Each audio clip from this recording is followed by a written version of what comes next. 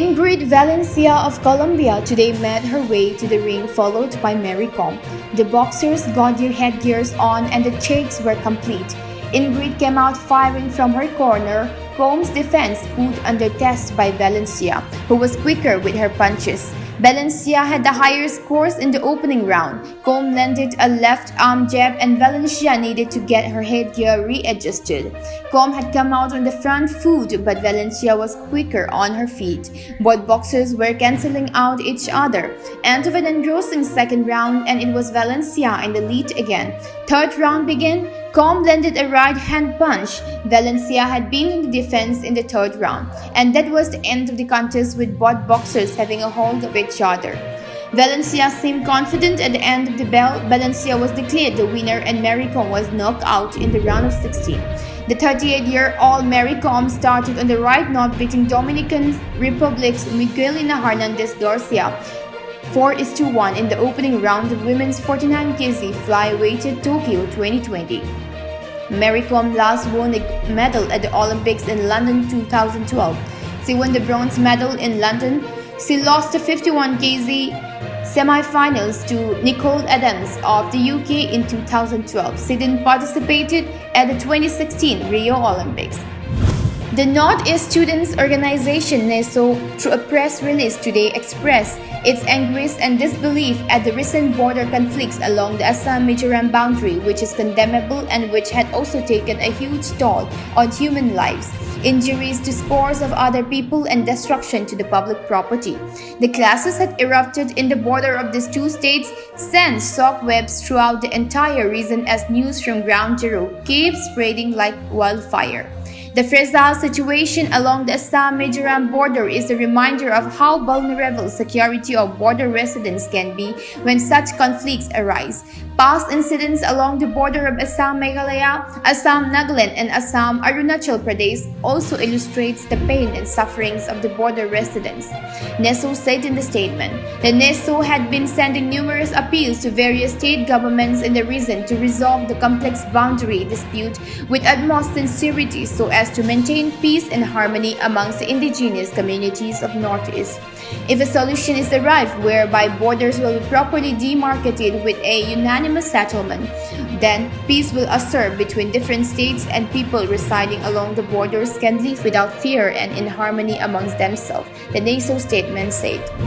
The Indian men's hockey team stormed into the quarterfinals of the Olympic Games with a comprehensive 3-1 victory over defending champions Argentina, scoring 2 goals in the final 2 minutes of its penultimate pool match on Thursday. After goalless first 2 quarters, India broke the deadlock in the 43rd minute through Barun Kumar before Vivek Sagar Prasad and Harmanpreet Singh struck in the closing minutes of the match to seal the contest. It was India's third win in a Pool A at the Oi Hockey Stadium. Argentina's lone goal came from a penalty corner conversion by Chut Casella in the 48th minute. By virtue of this win, India had consolidated their position in the second spot of Pool A with 3 wins and 1 loss out of 4 games behind Australia. India will play host Japan in their final pool match on Friday. The union government has accepted a long-pending demand to provide 27% reservation for other backward classes (OBC) candidates and 10% reservation for economically weaker sections from the All India quota for undergraduate and postgraduate medical and dental courses. The decision was announced on Thursday and will be implemented from the current academic year. In a tweet, Prime Minister Narendra Modi said this will immensely help thousands of youth every year get better opportunities and create a new paradigm of social justice in the country. On Monday, the Prime Minister held a review meeting where he instructed the Ministry of Health to expedite the process of clearing the decks for the decision.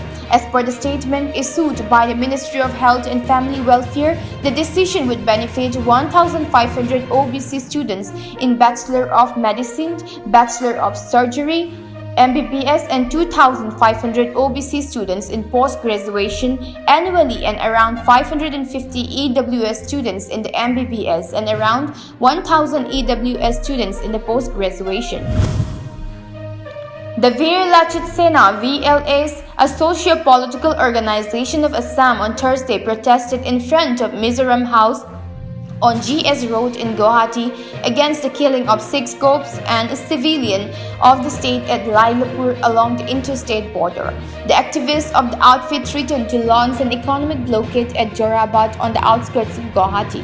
BLS will launch a blockade of roads leading to Mizoram to prevent any vehicle from moving to the neighboring state, said a Lachit Sena activist. Lachit Sena has no conflict with the people of Mizoram, but it will not tolerate the provocative statements made by Mizoram politicians. The Assam government must take action against them, Bir Lachit Sena leader Shrinkhal Chaliha told reporters. Chaliha demanded immediate arrest of Mizoram's Rajya Sabha MP K. Vanlal Vena, who had issued a public death threat to the Assam police.